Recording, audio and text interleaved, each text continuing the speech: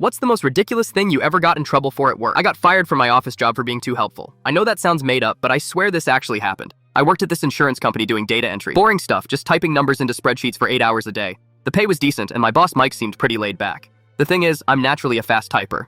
Always have been. In high school, I took a keyboarding class and could do like 90 words per minute while most kids struggled with 30. So I'd finish my daily quota by like 2 p.m., then just sit there pretending to work for the rest of the day. It felt stupid and wasteful. After a few weeks, I started helping my coworkers catch up on their stuff. My desk neighbor Ashley was always behind because she had to take care of her sick mom and missed work sometimes. I'd knock out her backlog during my downtime. No big deal, right? Then I started helping Danny from accounting when he got swamped during month-end reports. I'd stay an extra hour and help him organize invoices and receipts. Lisa from customer service would bring me complaint forms that needed to be digitized. I'd scan them and input all the data during my free time. Everyone seemed grateful. The office was running smoother.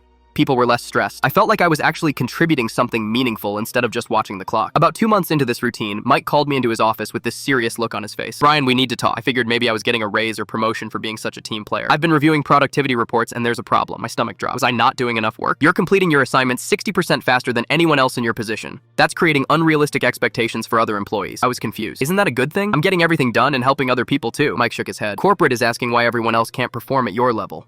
It's making your coworkers look bad, but I'm helping them catch up.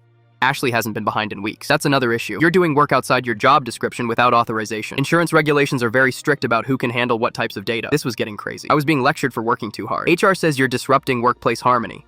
Some employees feel pressured to work faster because of your pace." "Mike, nobody's complained to me. Ashley brought me cookies last week to say thanks." "It doesn't matter. You're making waves." Then he dropped the real bomb. "We're restructuring your position. You'll be moved to a different department with slower paced work that better matches company standards." The new job was basically busy work. They had me manually filing papers that could have been scanned and stored digitally. It was mind-numbing. I lasted exactly 3 weeks before I couldn't take it anymore. I asked Mike if I could go back to data entry and just work slower to match everyone else's pace. "That's not how it works, Brian. You've already proven you can work at a higher level. We can't have you intentionally underperforming." "So I'm being punished for being good at my job?" "You're being reassigned to better fit company culture." I started looking for other jobs immediately, but apparently Mike had put some kind of note in my file because 2 different places called my references and decided not to hire me. The final straw was when I found out they'd hired someone to replace me in data entry who was making $3 more per hour than I ever did.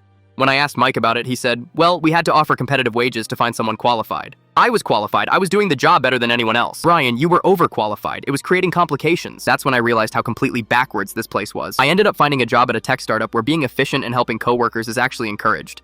My new boss laughed when I told him this story. "Let me get this straight. They fired you for working too hard?" "Basically, yeah. Well, that's their loss and our gain." 6 months later, I found out the insurance company had to hire 3 people to do the work I was doing alone. Ashley texted me that the office was a disaster and everyone missed having me around. Mike eventually got fired for poor department performance. I still can't believe I got in trouble for being helpful, but apparently some places would rather have mediocre employees who don't rock the boat. Their loss.